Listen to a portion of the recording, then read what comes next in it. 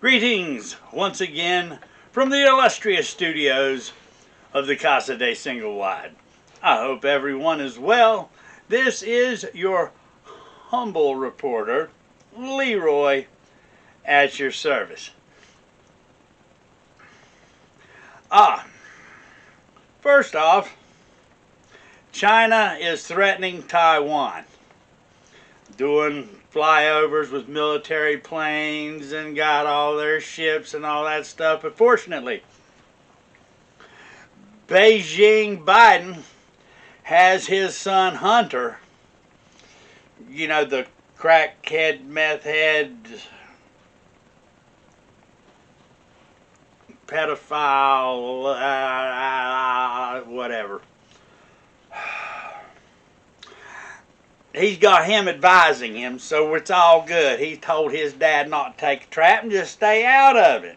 That little $1.5 billion that the Chinese banker put into his hedge fund, I am sure had absolutely no bearing on that situation whatsoever. I did mention in my last video that Potato Brain Biden has killed the XL pipeline. And now there's people in Wisconsin, a whole bunch of them, that's just mattering a flippin' hornet that they have lost their jobs by the thousands. That's just one little state, just one little state. There's a whole lot of people losing their jobs over that one. Nice, $80,000 plus year job, $30-40 an hour jobs. And I do feel horrible for the people that lost their jobs. And they probably, mightily didn't even vote for Potato Brain. But why would you stay in a union that supported this idiot? The pipe fitters union, all the stuff, all the union over all the stuff that constructs this pipeline was supporting this freaking motard. This senile, senior, whatever he is. Why would you support that? Why don't you get together and say, hey, union? No! It's not a big surprise. Biden told everybody that he was going to do that. And he killed fracking on federal lands. Well, if you want to pay extra too many millions of dollars for it to be profitable, I guess you can still do it. But basically, it's dead. We'll be dependent on foreign oil before you know it. But I'm not anti-union at all, but you people need to step up. They're supposed to be representing you, and if there's a candidate that says, we're going to kill your jobs, maybe you should communicate a little bit better with the leaders of the union and have them funnel your money, your union dues, to the person that's going to actually keep you working. Just a thought. I hope that gets turned around for everybody's good, not just the people that lost their jobs, but for America as a whole. Okay. This social media dragnet to eliminate conservative voices, Republican voices, libertarian voices, anything but the status quo socialist communist voices,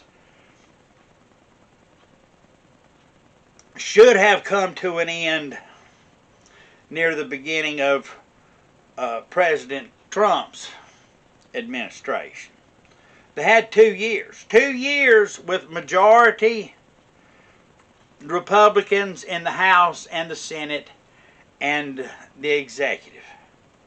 And they saw this coming the whole time. Oh, they called in the leaders a few times and shook their fingers at them in a menacing fashion, but did they ever do anything? Did they ever bring any charges? Did they ever do anything at all to these people to deter them from screwing the voice of the people? That Section 230, or that legislation 230 protection over these social media outlets, was supposed to be that they weren't going to be responsible for what anybody says. It was like an open forum, the soapbox for the people in the town square to speak their mind. Freedom of the press, freedom of speech. Press was supposed to be the printing press. Anything you print should be covered. And if they've got a problem with something that you say, they're supposed to come after you. Now that's something strange when they shut down Parler, which is similar to a Twitter. In order for me to actually post something out of my own head on the Parler, I had to scan both sides of my driver's license and send that in to them, and it took about a week for them to verify that and a selfie, front and back of my license and a selfie. And it took about a week for them to approve that. So, if I was to make something threatening, something out of line, something illegal, then the police could have subpoenaed that information and come straight to my door. You don't have to do that with Twitter. You don't have to do it with Facebook, with any of the other social media. That's the safest one they have. What I'm hearing is that Parler will be coming back up.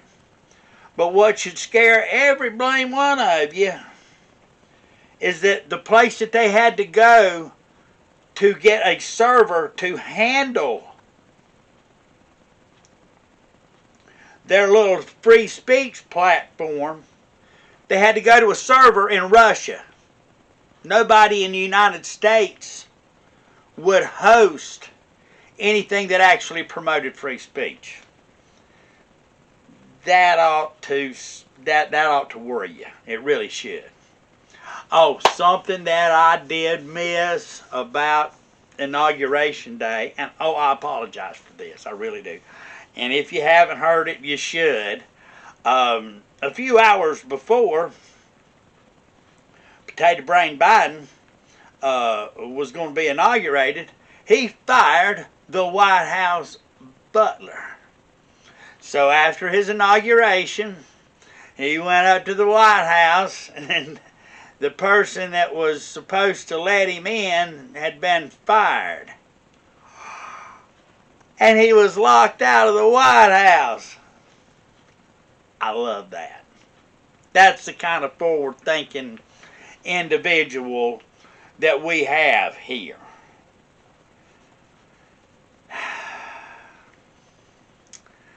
Lord help us all. Let's see what else we got going on here. I'll get to impeachment in a minute, but first, there is an executive order. You're gonna love this. Now, all transgender people, high school, college, professional, whatever,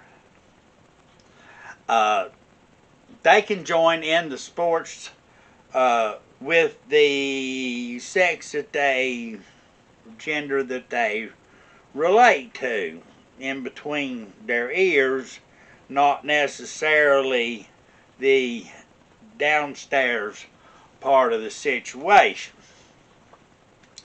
So, my daughters are grown, but if you've got kids in school, especially daughters, uh, you know, it's nice open game for any guy to say, gee, I feel like a girl today, think I'll go dress out with the women. I'll just go in there in the bathroom with them. You know, when I was a kid, if a boy got pushed into the girl's bathroom, that was called bullying. Nothing's changed. I'll tell you this, when my daughters were little and their mother wasn't around and they had to go use a public restroom, I stood outside the door. I made them check and make sure there wasn't anybody bad in there and tell me before they both went in to use it. And then I stood guard outside. And if a man started to walk into that bathroom with my daughters in there, it's not going to matter which door he chooses the next time, because he's going to be using the handicap booth. Because I put his head through a wall. No man is going to walk in on my little daughters with me standing guard. No, you better wait, buddy. You better hold it or use the other one. So I expect to see problems out of this. Like I said, my kids are grown. I don't have grandkids. I'm not going to be their problem. But any man who's got the father gene in him, like I do, is not going to stand for that crap at all. So if you have a little boy that thinks he's a little girl, you might want to keep that in mind before you encourage him to go into the girls' bathroom or the girls' locker room. There's going to be an equal and opposite reaction to this problem. But Potato Brain can't see that. Let's be all warm, fuzzy, and politically correct. All right, impeachment.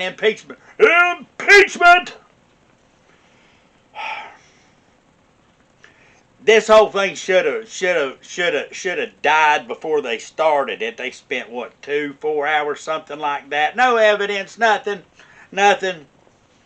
We don't like him. He's too orange and doesn't kiss our butt. So impeachment. Well, they've walked it over to the Senate now. Impeachment is a formal accusation, supposedly of a crime, although the first impeachment there wasn't a crime. The second impeachment are saying he was inciting an insurrection from the speech he was giving, but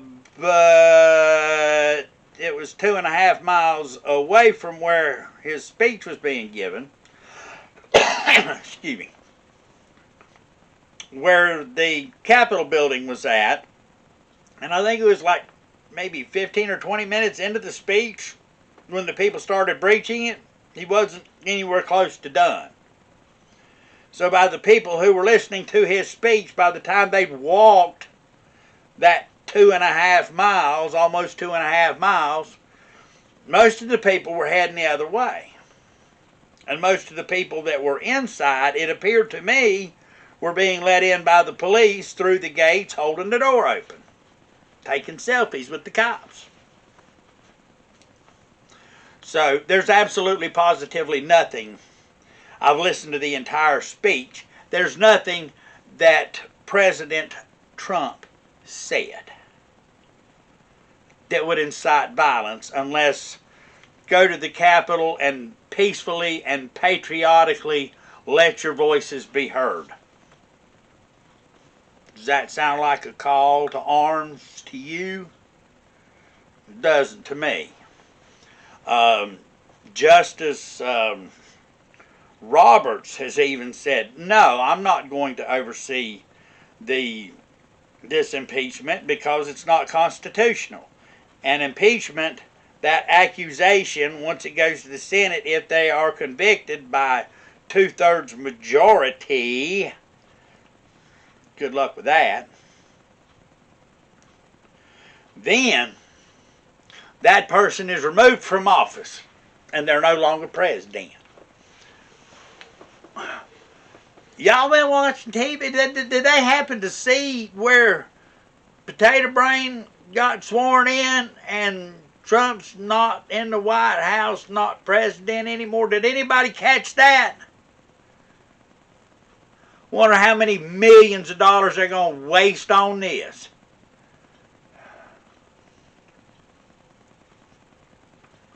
I've seen better heads on beer than most of these people. And they're going to take their most senior Democrat representative in the Senate. I don't remember his name, but if he's the most senior, he's probably 90 flipping years old. And they're going to put him over the whole procedure and vote.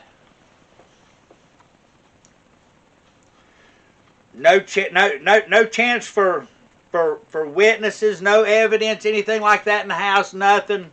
No chance for President Trump to have any sort of defense whatsoever.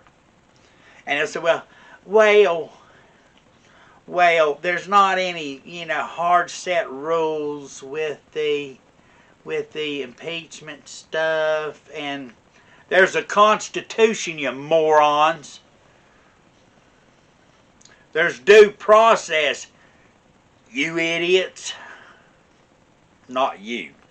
Not you people who are watching. You, these idiots in flipping Senate and Congress. These are supposed to be lawmakers. I have a suggestion. I know it won't be taken up, but I have a suggestion. Anybody that's running for federal office, as in the House of Representatives, the Senate, Vice President, President, any of these people, they should first have to pass a test that shows that they are a constitutional expert. They're lawmakers. They are supposed to make the laws in compliance with the Constitution. And any of them that are socialists or communists or any of this other crap, they shouldn't even be allowed to run. Because they have to, that's to completely counter to the Constitution. And they have to put their hand on a Bible and swear to God and country that they will uphold and defend the Constitution of the United States. And if they've never read it, and if their political standing says, we don't like the Constitution, we hate the Constitution, then you're exempt. You should be exempt. When Mike Pence decided,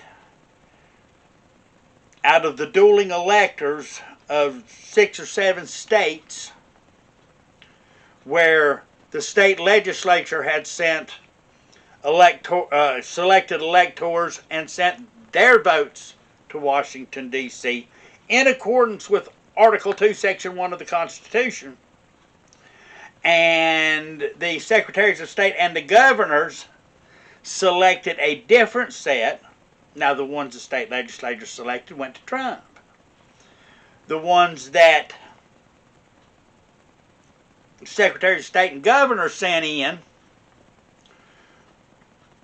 were for Biden. Well, the state legislatures never passed their solemn constitutional duty over to the Secretaries of State and the governors. Theirs was fraudulent. But Mike Pence chose a parliamentarian to advise him on which set of electors to choose. Why in the world would Mike Pence, the President of the Senate,